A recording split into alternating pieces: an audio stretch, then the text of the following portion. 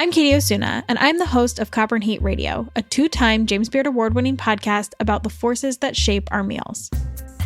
I started this podcast back in 2019 when I was working in Michelin-starred restaurants and noticing all of these social interactions around me.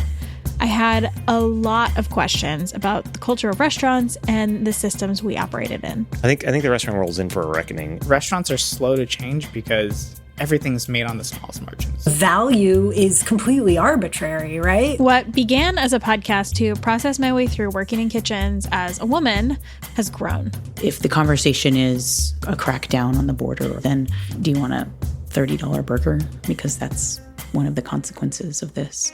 There's just a certain financial reality to making certain businesses exist. And there's a reason that delivery didn't exist in a lot of markets for a lot of years. And it's because it's incredibly low margin.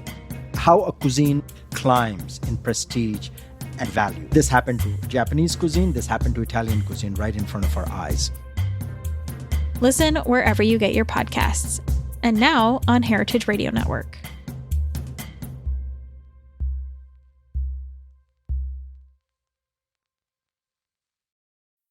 You're listening to Heritage Radio Network.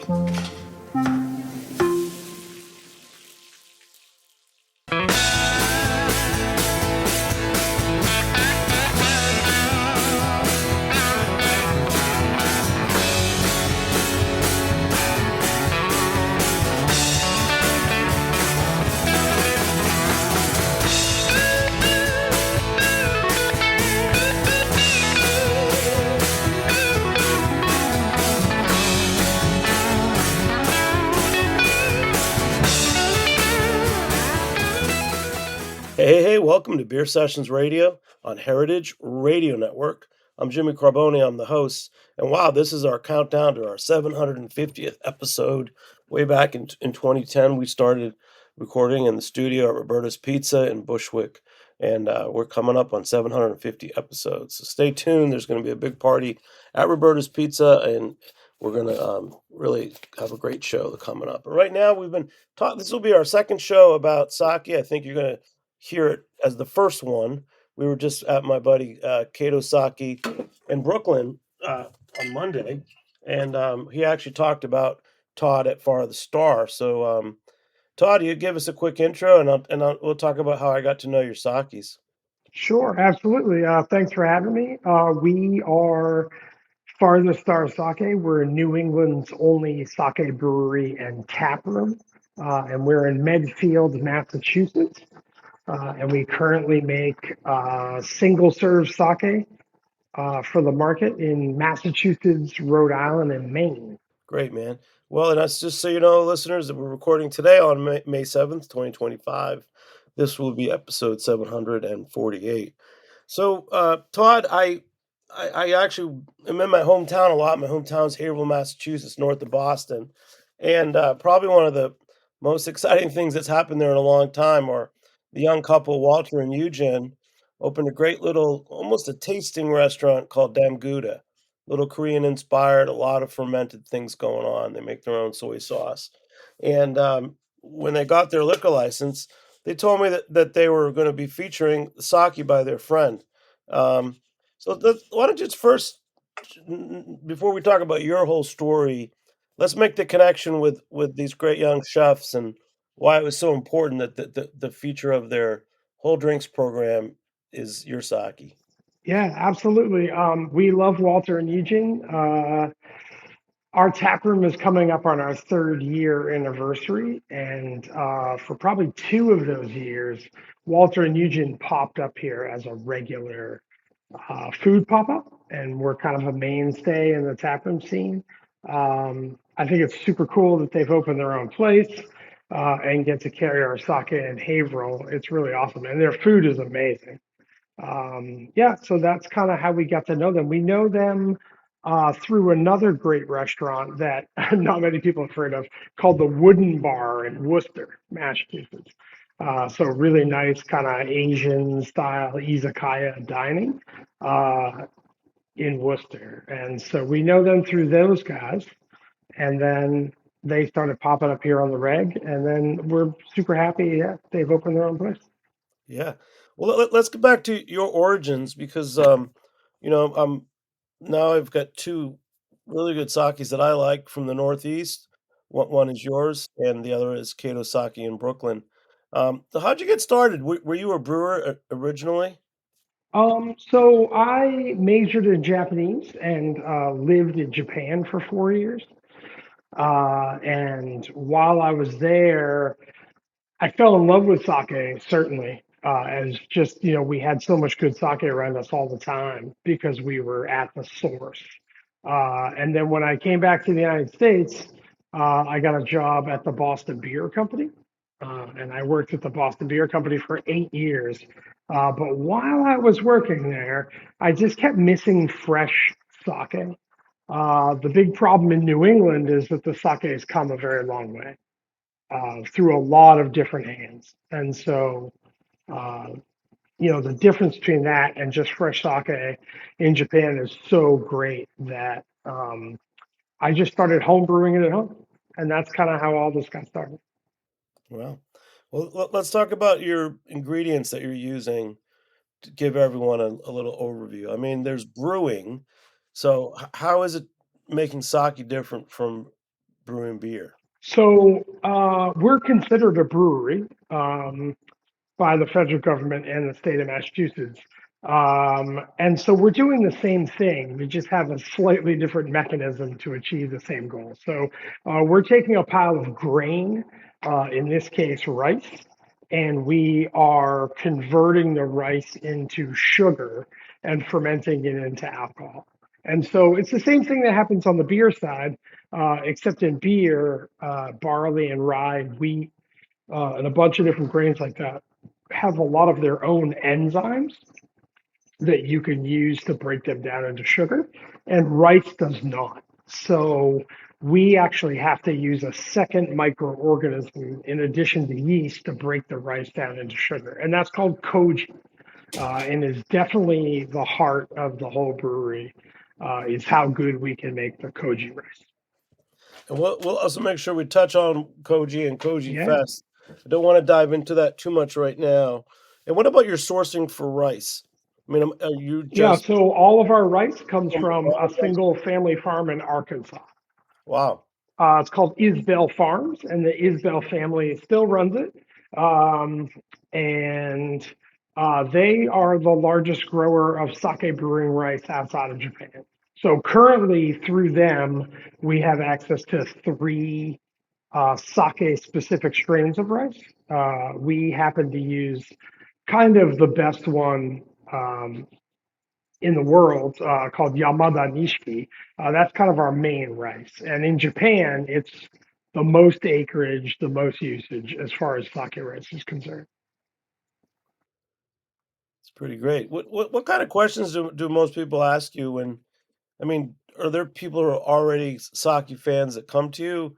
But what about new people that aren't familiar with sake at all? Yeah, I mean, that's the great part of having our tap room in Medfield, Mass, is that most of the people who walk through the doors have no idea about sake or what real sake tastes like, or the kind of pretty wide range of sake that you can make with the same ingredients. And so a very small percentage, I'd say probably 10%, are people who really know about sake and seek us out specifically for that. But yeah, about 90% of the people who walk through the door are people who are just new to it, which is pretty awesome. That's great. So, for you, the time you spent in Japan, um, share a couple sake stories with us.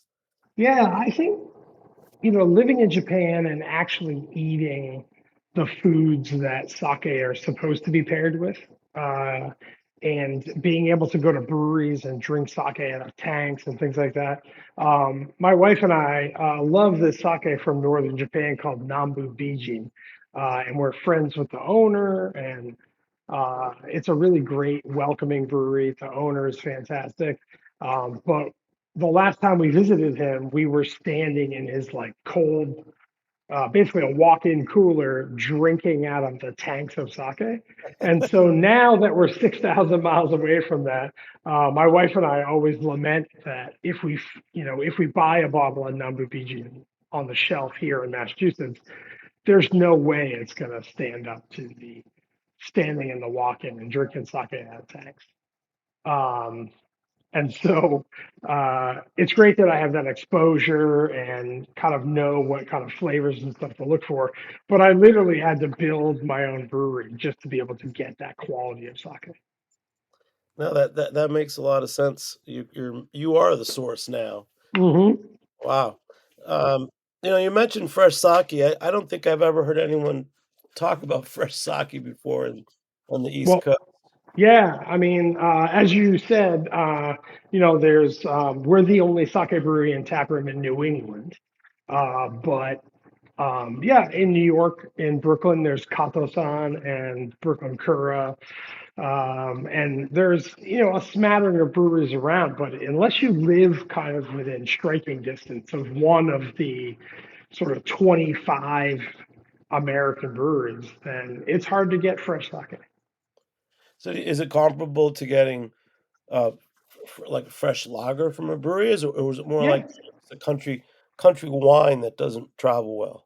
No, I mean sake, depending on how, what you do to it and how you package it, sake can travel a little bit. But part of the problem is to get Japanese sake here, that still tastes pretty good. Um, you have to process it more than we process our sake. And so they will pasteurize the sake twice and highly, they kind of strip out, filter it, all that, just so it can, travel the distance and sit on a shelf unrefrigerated. So, Japanese breweries are providing sake like that. It kind of knocks off all the peaks and valleys and really rounds out the aroma and flavor. And so we're the other side of that. We're like, well, we're here.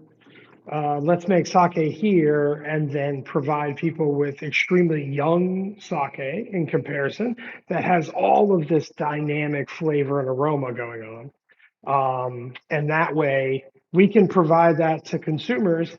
My hope is people drink a lot of our sake because it's fresh and here, but also that people start exploring Japanese sake more because they fall in love with our sake. I think we could kind of accomplish both.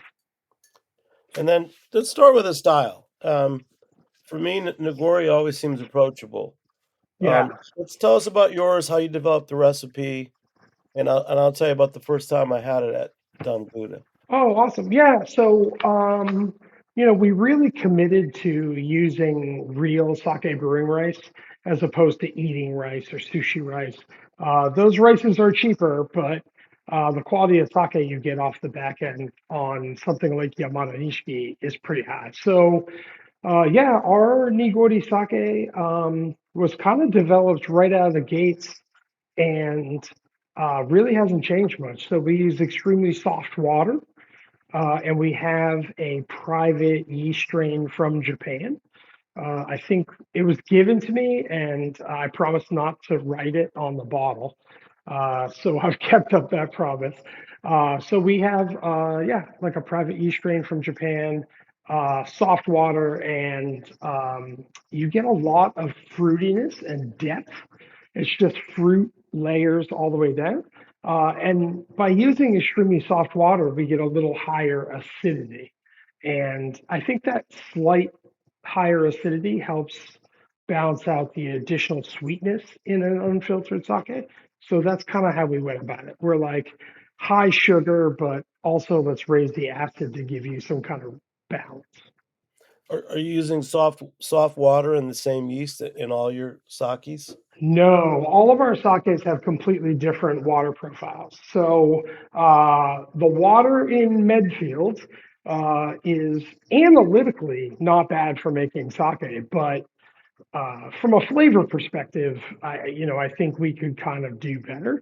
So what we do is we take the water in the building and completely strip it out and remove all minerality from it. So we filter the water that goes in the sake and that we soak the rice in.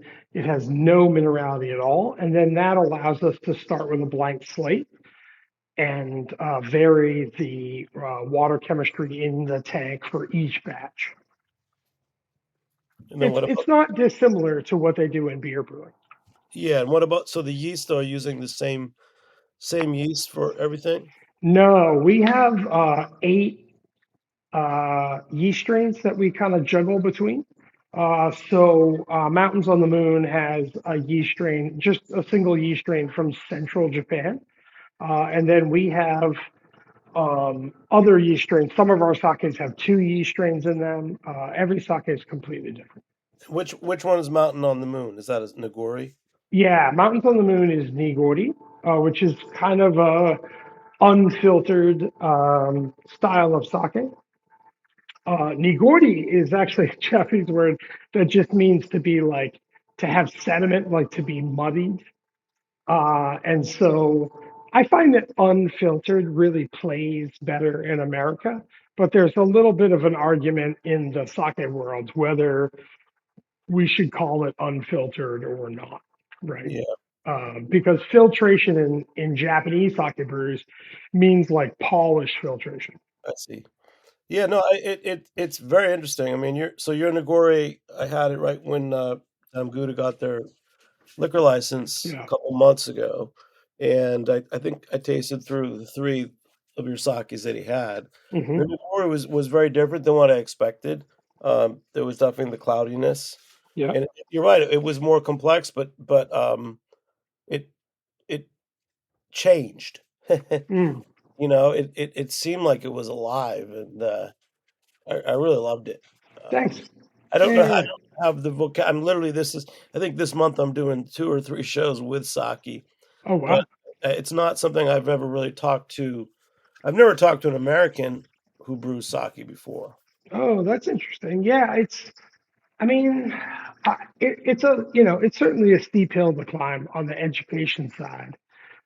For, considering we're distributed in three states, it's like really hard to get around and educate everybody to the level that we would like to be at. But yeah, it's a brewed. I mean, sake is kind of its own thing. It's a brewed beverage, so it's just converting grain into tasty alcohol. So that's really, scientifically the same or similar to beer. The mechanisms are different, but yeah, it's kind of, built like a beer or brewed like a beer, but drinks more like a strong wine, right? Although grain-based beverages have way more complexity than fruit-based beverages. So, beer and sake have somewhere in the neighborhood of 1,200 to 1,400 active flavor and aroma compounds. But wine has more like 600, right? Because fruit sugars are just simpler sugars at the end of the day. I didn't know that. Yeah, yeah. So sake has a lot of complexity. It also has more umami than almost every other alcoholic beverage. So you get a lot of fruitiness, and there's an interesting acid profile that is very different from beer. We have a lot of lactic acid and succinic acid, which are very soft acids. And so you get the fruitiness, it's pushed by acid, which is great. And then um, it's just like super clean. It's interesting, it's that, I've had thousands of sake made from rice and koji and water and yeast only, and they're all completely different. It's like a fascinating, depth to study. Oh, man, we can't even touch on how interesting it is.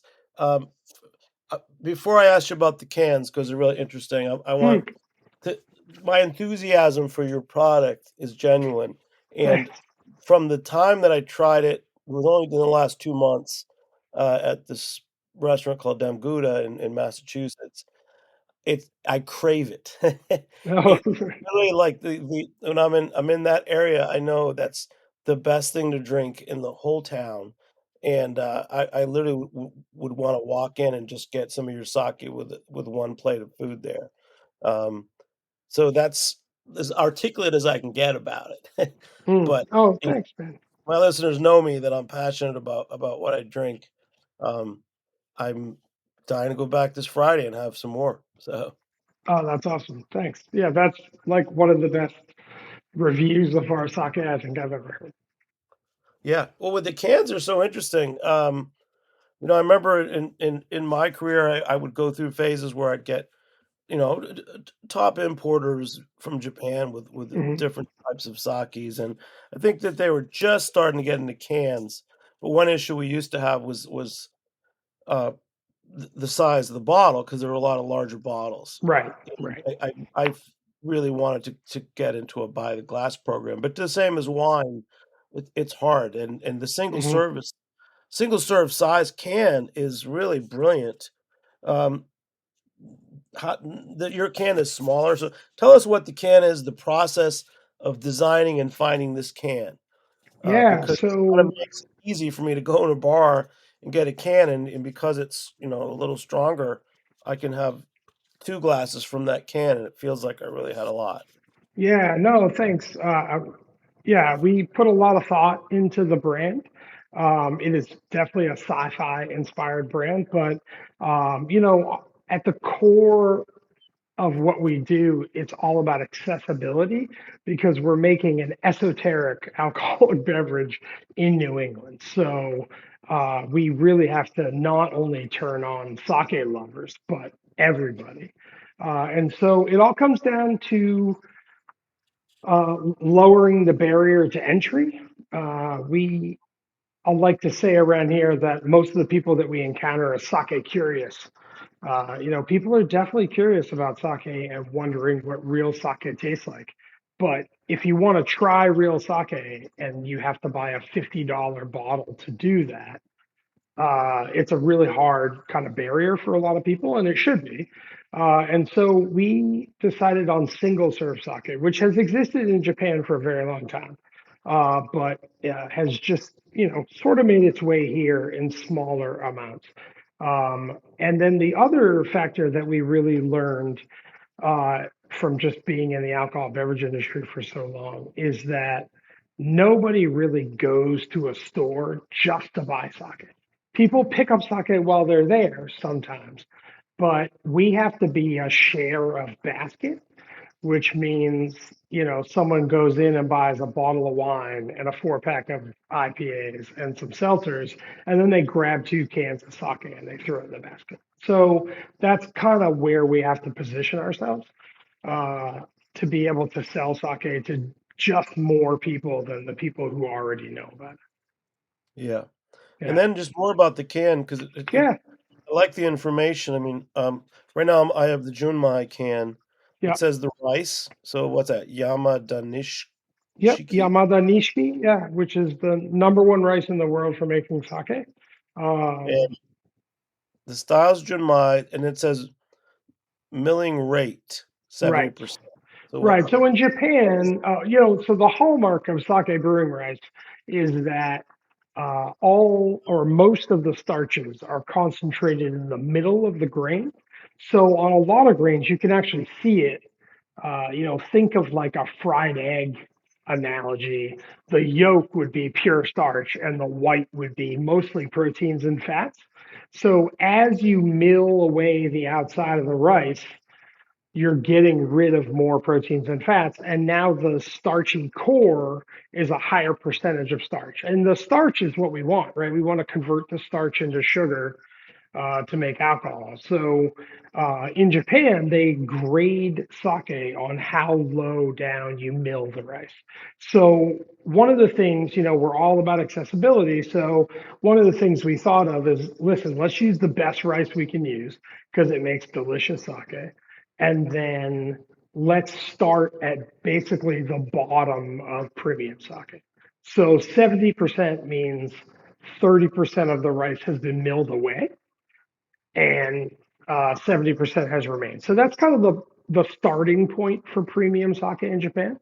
And then 60% and below is a different type of sake called ginjo. And then 50% and below is called daiginjo. And so those are kind of the grades of sake in Japan. And so we put the milling rate on there. We put the alcohol on there. And we also put the Nihon Shugo, which is the gravity of the sake. So how dry or sweet the sake is. That's very interesting. Well, let's talk about what junmai is, because Sure. for my go-to when I'm at this little restaurant, uh, I like the nigori, and it seems it's changing and it's alive. But Right. the junmai has become your junmai has become that sake that's my go-to. I'll crave it. I'll want it. That'll be my Thanks. Friday night drink at the bar. Yeah. So there's basically two ways to make sake in Japan.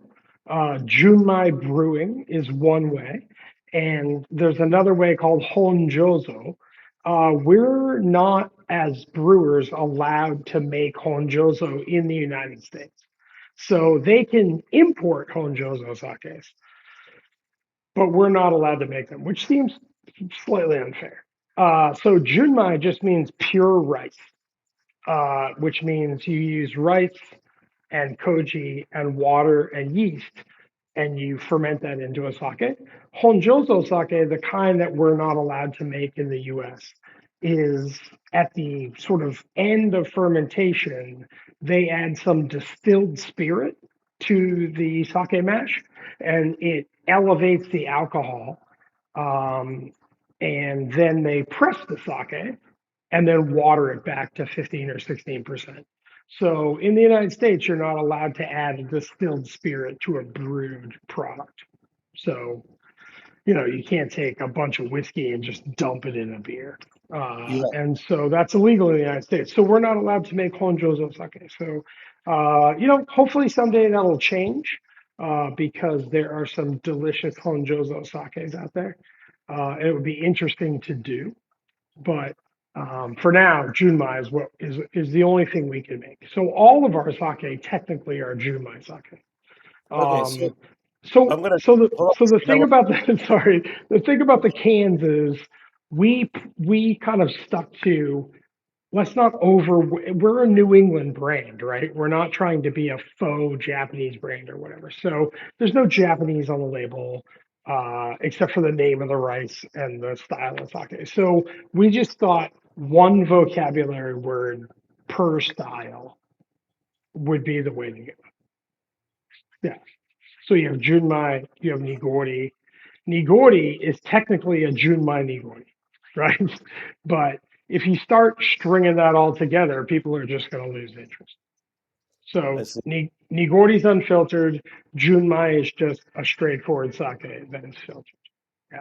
Okay, there's one other thing that your sake has passed. It's called the, I don't know if you call it additive free Yeah. test. It's about what kind of hangover I get. Oh, that's interesting. Because with the Jumai, I mean, it's 16 or 17%, Yeah. and I'm feeling definitely the next day. I feel definitely like I had a few drinks, Yep. but I find this in Belgian triples and other drinks and natural wines.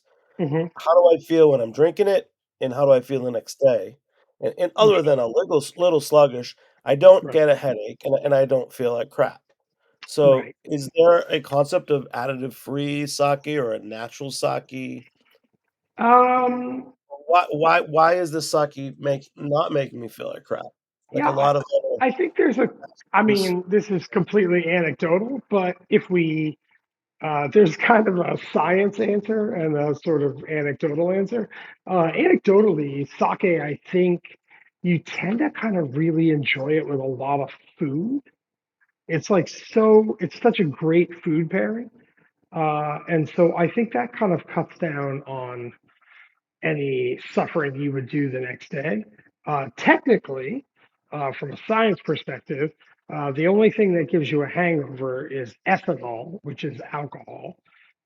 It dehydrates you, and then you get osmotic pressure in the red blood cells because you're dehydrated, and then that gives you a headache.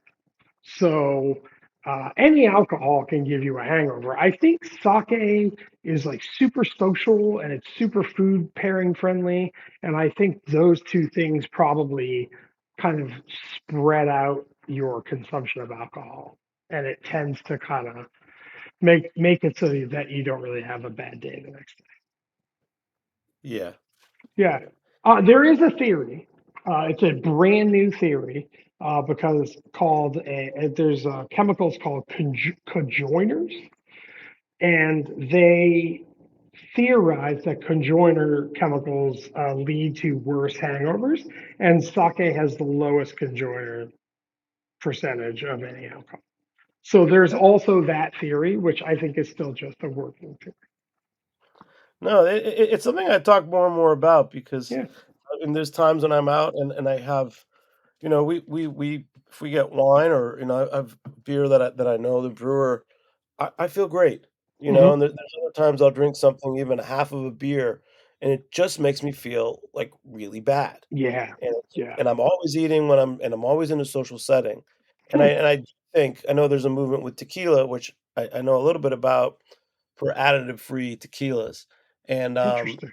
I feel like I know you can't claim any health benefits, Right. but it's almost like you can claim that there's less harm, and I don't know. I just didn't Yeah, know if yeah, you. no, I agree with you that sake is extremely easy on your body, given 15 to 18% ABV, right? So I agree with you that it's super easy on your body. It's easy going. I never feel terrible the next day. But I think the answer to that is probably above my pay grade. Would be my guess. Yeah, and then Yeah, there's a we lot. and as far as additive free, I mean, whereas if that's the truth of the matter, which it could be, I mean, we're as additive free as it gets. I mean, we use rice and koji, which we buy spores of koji from northern Japan. We grow them in our koji room, and we use filtered water and yeast, and that's literally it. So we're never using sulfites or all kinds of different chemicals. We don't do any of that. Just So yeah. guys, going to hold on for 1 second. We're going to take a short break. We'll be back in a few minutes on Beer Sessions Radio. This episode is brought to you by Plugra European-style butter, crafted for those who demand precision and exceptional results in the kitchen. With 82% butter fat and a slow churn process, Plugra gives you flakier crusts, fluffier cakes, and rich, melt-in-your-mouth pastries. Because great baking starts with great butter. Unlike standard American butters, which have only 80% butter fat, Plugra ensures the ideal moisture and fat balance so your recipes turn out just right every time. That's why professional chefs trust Plugra and home bakers love it. Plugra's slow churn process creates a smooth, creamy butter that gives dough a soft, pliable texture, making rolling, folding, and laminating effortless. Whether you're perfecting a buttery pie crust or layering a delicate croissant, Plugra helps you bake with confidence. Experience the difference for yourself. Find Plugra in stores near you or visit plugra.com. That's Plugra.com. Hey, welcome back to Beer Sessions Radio on Heritage Radio Network. This is going to be episode 748 on the way to 750, and we're talking with Todd of the Farthest Star Sake in Massachusetts. So, Todd, we talked a little bit about some of your sakes and canning and additive free and some other things. And of course, number one, this is a drink that I go for. I want to drink your sake. So, really, really great job. The themes of your sake. So far, the star. I know you guys do a big May the 4th be with you event. Wh- wh- What's the connection to Star Wars? So we have a sci-fi inspired sake brewery. As I was developing the brand for what became Farthest Star, you try a bunch of different ideas. Nothing really resonated with anybody. And then this is the first time I've ever built my own brewery and got to control everything 100%. And I was like, why don't we just make this an expression of yourself? That could be the truest thing that you could really do. And so I'm a huge sci-fi nerd. I'm a huge science nerd. And so I decided to kind of go the sci-fi route. And it's worked out so far. So we came up with Farthest Star Sake. We try to make all of the sakes at least somewhat connected to science fiction and sometimes science outright. But yeah, we've been having a lot of fun with it, and it's really resonated with a lot of people. Well, let's talk about styles. So, we talked about the Nagori and the Junmai a little bit. The last time we were at our friend's restaurant, you guys had put out a sparkling sake. I think I Mm. said cider, but I mean sake. Yeah, yeah. And I've just started hearing about that. I feel like that could be the drink of the summer. Yeah, so we put out sparkling sake called High Mags, which we've made 3 times in the tap room. And, it's really a fan favorite of a lot of people. We decided to brew it as a ginjo sake, so a higher grade of sake with, the rice milled much further down. So it's, more expensive sake to make, certainly, but we're super happy with it. We made kind of a half batch, so we don't have a ton of it, but it's really resonating with people, and it's interesting to see people buy higher grade sake from us. So let me understand that again. We talked about the milling. It's Yeah, 55%. right. Then So 70% is kind of where we start. That's our baseline sakes. And then 60% and below is considered ginjo grade sake. And then 50% and below is called Daiginjo. So this is at 55. It's between 60 and 50. And so it's a Ginjo sake. Yeah. you just said it costs more to produce it. Yeah. So the interesting thing about, milling the rice down that far is um, as you get the rice further and further down, you have to slow the mills down because the friction, the heat from milling, will actually break the rice, which affects water absorption and steaming in the brewing process. So they don't want that, and so it's not an even speed. I believe last time I checked, to go from rice from the farm down to 70, which is our everyday rice, takes about 14 hours. But to go from 70 to 60 takes like an additional 18 hours. So it's kind of a hockey stick curve. The lower down you mill it, the time just increases exponentially. And so that increases the cost of the rice. And so as the rice gets lower and lower and the grade gets higher and higher, then the price has to go up because the rice is basically double what we normally pay. So let's talk about the rice farm in Arkansas. Yeah, So they're doing the milling as well. they are. Yeah. So yeah, And the rice comes out of the farm. There's a separate type of mill to get rid of the actual outside of the grain. Uh, and then I believe the rice is killed or like dried in silos. And so when the rice is dried to a certain level, they can mill it. And so they take this rice that's basically like 95%. So 5% has been milled away. And then they put it in a Japanese rice mill.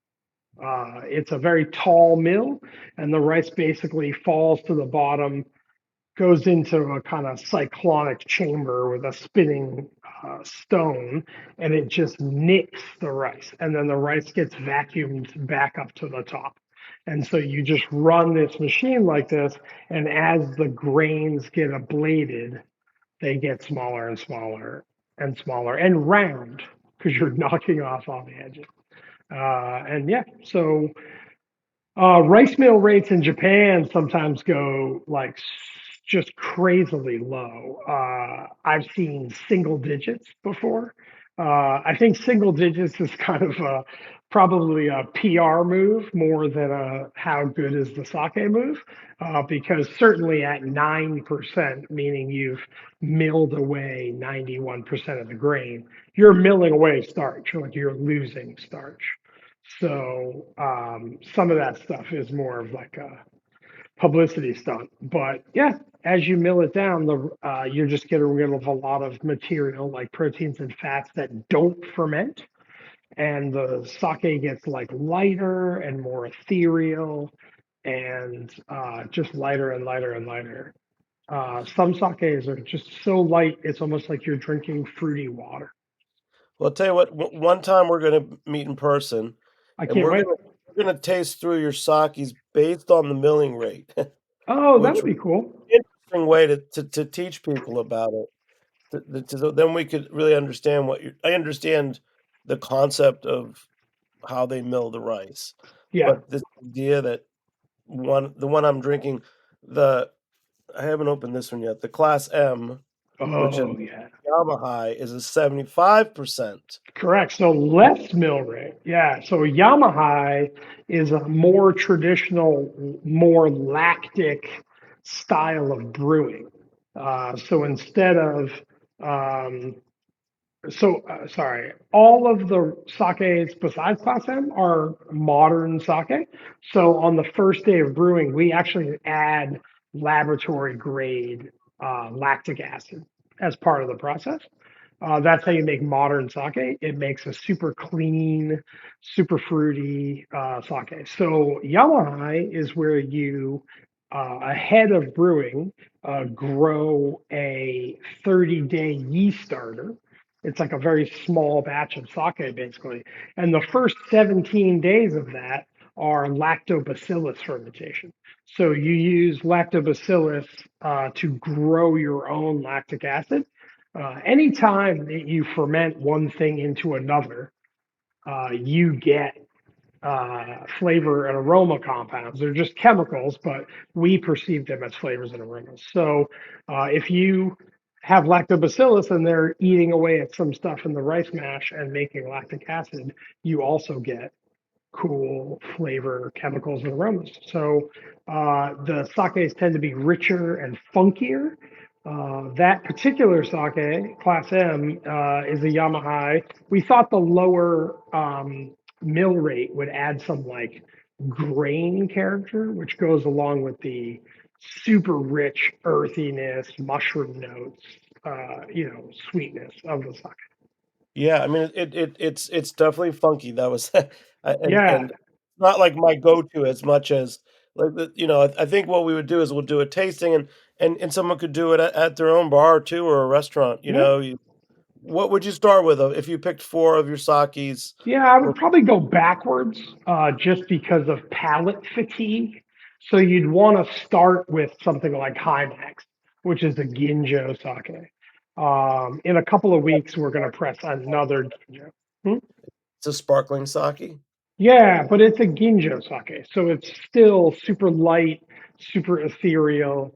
It is sparkling, but I would go backwards in the mill rate because as you drink the sakes, they become heavier and heavier and richer and that kind of thing. Ending at Class M, which is legitimately funky. So yeah, that's kind of how I would do it. I would go backwards. That's pretty great. But like Yeah. definitely you're gonna get a lot of tastings out of me because we'll look forward to tasting with you. I just also wanted to say to my listeners, this is actually the second time this week I've been tasting sakis. It's an exciting time in the arc of this show was 16 years. I remember when Brooklyn Kura was just starting out, and one of the American partners was just starting to pitch the idea, and then I met Kato Saki Shinobu when he had his first little tasting room where he was just making almost like a small batch of it. And now I've been with him a few times at his new location. But it's great to meet you as well because now there's three excellent sake makers in the Northeast that I know, and it's kind of changed the whole conversation, because Yeah, I think it's the same. It can be the same category as craft beverage, as beer, and cider, and some other things we talk about. So I just wanted to give you a little toast, and thanks for coming on with me.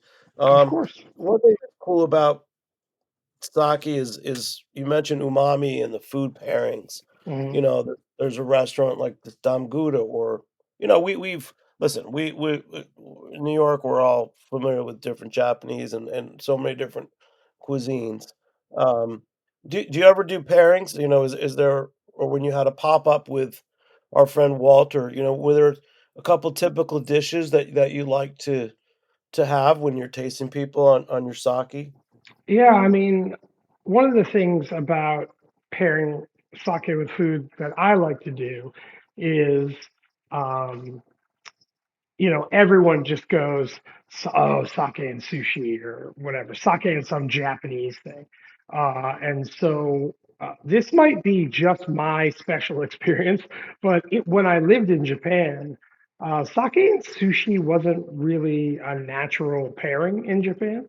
We would drink beer with sushi or some sort of cocktail. Every time we went to a place and we were drinking a lot of sake, the food was much richer. So, grilled meats like yakitori or deep fried pork stuff, beef dishes and heavier foods like that. And so it's kind of like Japanese pub food. And so when I pair sake with food here in New England, I tend to go for richer stuff because the sake is a really great pairing with that, but also it cleanses your palate. So we've been lucky to work with like a pretty broad range of restaurants that have our sake. And so, we've paired sake here in the tap room with fried chicken sandwiches, with all kinds of different Korean food, with Filipino food, with tacos, with ramen, of course, things like that. We've had a hot dog pop up for a while in the past, and sake and hot dogs is really great. And then, on like Friday nights when we don't normally have a food pop up, people bring in their own food. And it's super cool to see people who, are regulars here starting to branch out and bring in different foods, burgers and, so, chicken parm sub and things like that, bring in their own food and pair it with sake. So, yeah, Well, that's kind you of just that's kind of said our thought on hot it. dog. So let's say this summer I'm gonna have a party and Yeah. I'm gonna have some of your sakis to pair with it. What would you put on those hot dogs? Yeah. So, yeah, I mean, definitely, during the summer and you got a bucket of cold, ice down cans of Farthest. I mean, anything you take off the grill, right? I would definitely, hot dog. If you wanted to do a Japanese twist, you could very easily make a wasabi slaw. So Oh yeah. QP, yeah, so just a bag of shredded cabbage and QP mayo and a little bit of wasabi, and you can make like a really nice wasabi slaw to go in your dog. But literally anything you take off the grill, burgers, steaks, chicken wings, whatever. You know what? That's it. And that grilling that's where you get the umami, right? Yeah, so grilled food is, there's a lot of it in Japan, and especially when it comes to yakitori, which is kind of very basically skewered chicken cooked in front of you on a charcoal grill. The Japanese have really mastered that type of cooking. So they use a special kind of charcoal, which burns incredibly hot, and then the chicken is only maybe 4 inches from the charcoal. It's not like us where we have a giant bowl shaped grill and the charcoal's in the bottom. They have like a narrow trench grill. So the charcoal is very close to the top of the grill. So the chicken is cooked very quickly. It gets a great char. Some of the fat drips onto the charcoal, and that provides smoke, which provides flavor. But it's also very quick and very casual. Yeah, it's really my favorite of the Japanese food traditions. Let me see if I have any more questions for you, or if you have any questions for me, or there's something that we didn't. I mean, we could talk for hours, and I know I'm gonna come Yeah, see you. And we're gonna, yeah, yeah. Please come see me, or I can come to you. That's okay. you know, But and maybe we'll get Walter, one of the chefs, to join us. That would be pretty fun. yeah, so we might. I don't know if you want to put this in your episode, but Walter and I are just starting to talk about a ticketed event at their restaurant. And so what I'm hoping is that we can kind of do like a 4-course ticketed sit down dinner with some sake education at Dangoda. I think that would be really cool. That would be great. If you're in Massachusetts, I'll definitely be there if I'm up visiting. So, but yeah, I'm up in Massachusetts quite often. Nice. It's my hometown, and we do some things between Brooklyn, New York, and Boston area, and even in Maine. When the show comes out, we will have just have had hosted this event called Cider Feast up in Portland, Maine. Oh, cool. Yeah, no, the whole show is exploring the outgrowth of different craft beverages that I enjoy, and it's usually about drinks that I like, that I've met the people that make it. Yeah, Um, that's super cool. Yeah, we expanded to Maine last summer, and it's been a really interesting experience. I'm from Maine originally, long, long time ago, and so it's been interesting to go back up there and sell craft sake. The Maine kind of consumer base, drinker base, really appreciates craft beverages of all kinds. So it's been a really cool reception to see people just feel like, wow, you're the only guy in New England. Like, even though we're in Massachusetts, if you're in Maine, we're your local brewery. so which states can people buy you in right now? So Maine, mostly around the Portland area, Massachusetts, and Rhode Island. Great. Yeah. That's really great. Trying to add some more states this year. I'd love to add 2 or 3 more states, but finding a distributor who's really committed to quality sake is a little challenging. Our sake, because it's so fresh, we require refrigeration. So the distributor keeps it cold. All of the stores and restaurants keep it cold because we want to provide that fresh sake experience versus a sake that can just sit on the shelf, forever or whatever. That lets us this you're the first person that ever said fresh sake to me, and Yeah. I get it. I believe it. So how long if I have a can I have a can of the Class M right now. I probably got it a month ago. It's been cold. Uh, will it still be okay in a month if I'm keeping it Oh, cold? yeah. So sorry, Class M is a bit of an outlier. Class M has no effective shelf life. So as long as you keep it in the fridge 5 years from now, it'll just we intended Class M to change over time. It'll get more age character, more funk, all of that. But yeah, one of our regular year-round sakes, we put a date on the bottom of the can. But you've got about a year we've tasted sakes a year and a half out in the fridge. At about a year, they still taste exactly like we want them to taste. At a year and a half, they're still delicious. They're just a little out of the style. Yeah. Yeah, So yeah, you got about a year. cans, and I see a Best Buy. This one looks like a October date. Right. This is I think this is the Junmai. Yeah. Yeah. So, October 1st, we kind of consider that sake to be changing. They're still delicious. I mean, we have 3-year-old bottles of Strange Land, which is the Junmai sake in a Strange Land, that we love. And matter of fact, our anniversary is coming up the first weekend in June, third anniversary.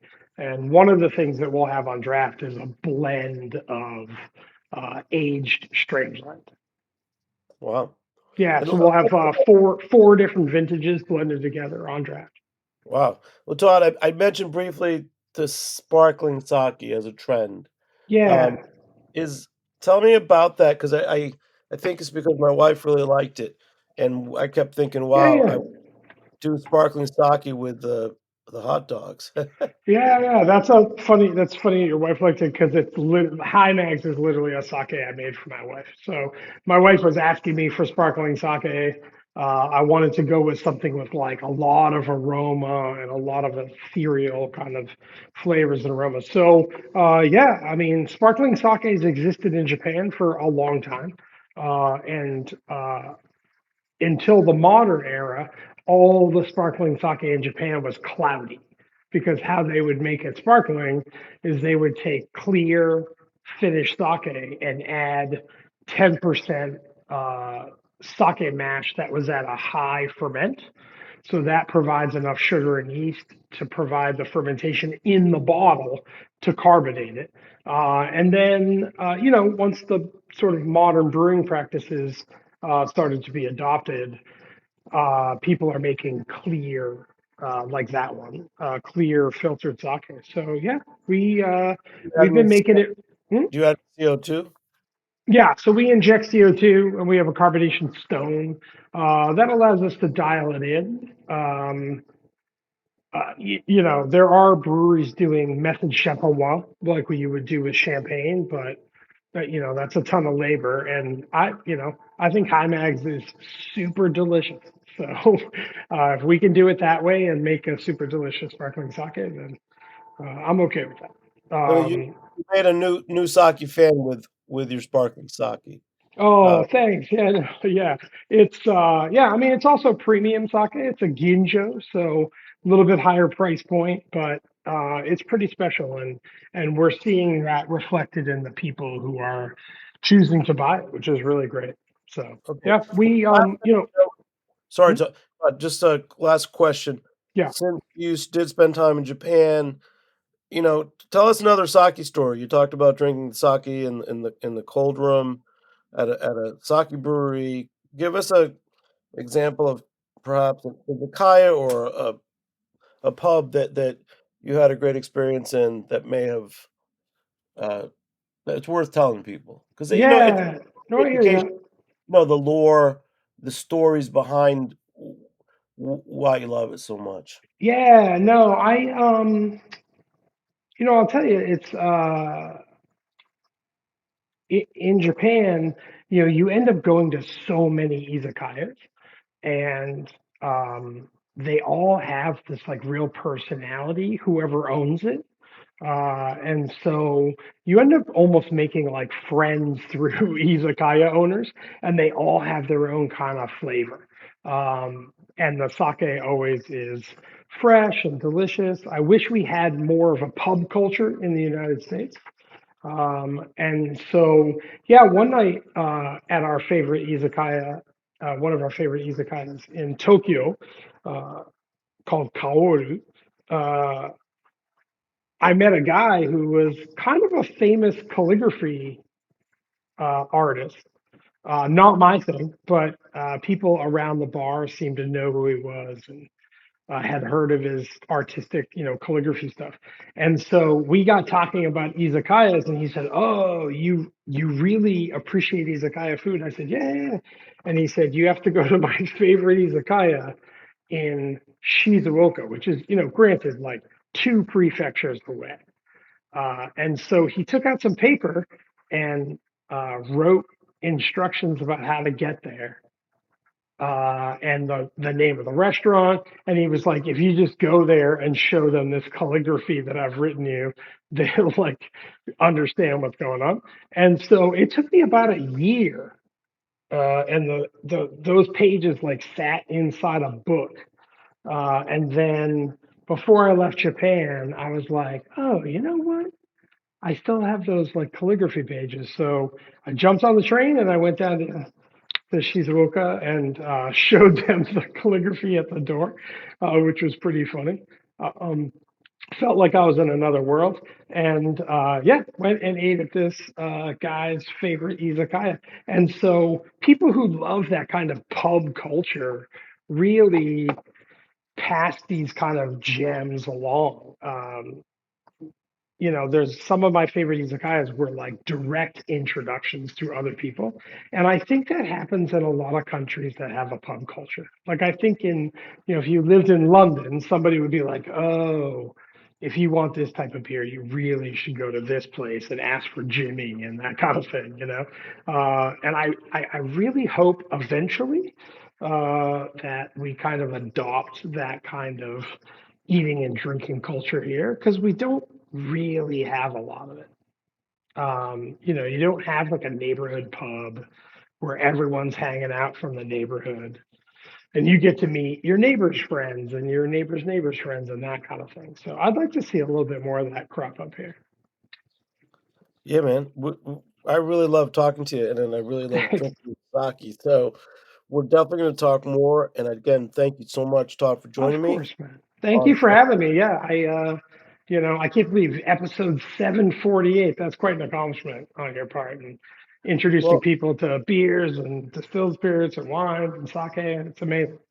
Yeah, and then to talk about only because it's really about the guests like you. So thanks for bringing your enthusiasm and your product um, to market. Without this, it's why I'll tell you one thing I love about it.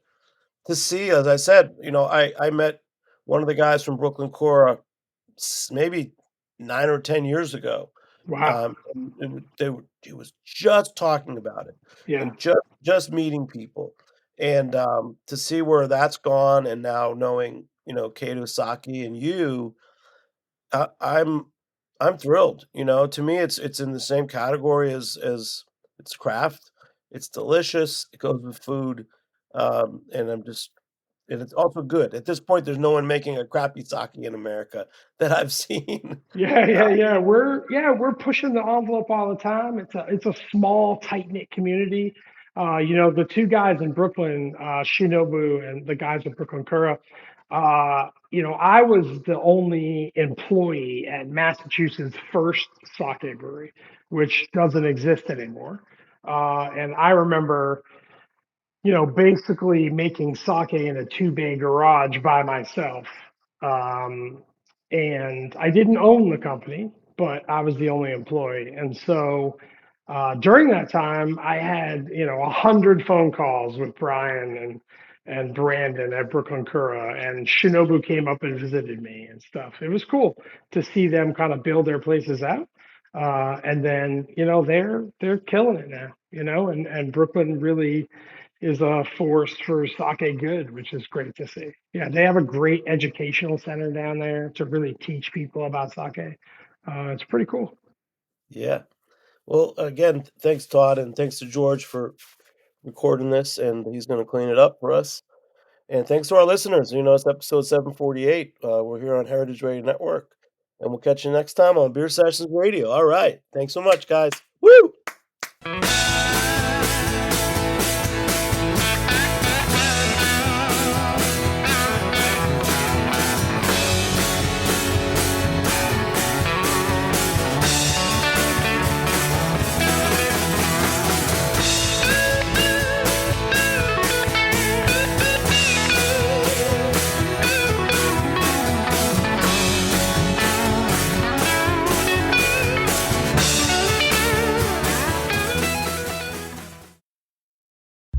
I'm Katie Osuna, and I'm the host of Copper and Heat Radio, a 2-time James Beard Award-winning podcast about the forces that shape our meals.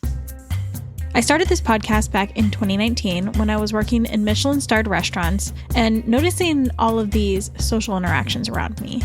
I had a lot of questions about the culture of restaurants and the systems we operated in. I think the restaurant world's in for a reckoning. Restaurants are slow to change because everything's made on the smallest margins. Value is completely arbitrary, right? What began as a podcast to process my way through working in kitchens as a woman has grown. If the conversation is a crackdown on the border, then do you want a $30 burger? Because that's one of the consequences of this. There's just a certain financial reality to making certain businesses exist. And there's a reason that delivery didn't exist in a lot of markets for a lot of years. And it's because it's incredibly low margin.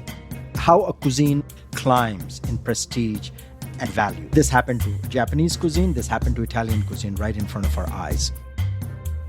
Listen wherever you get your podcasts. And now on Heritage Radio Network.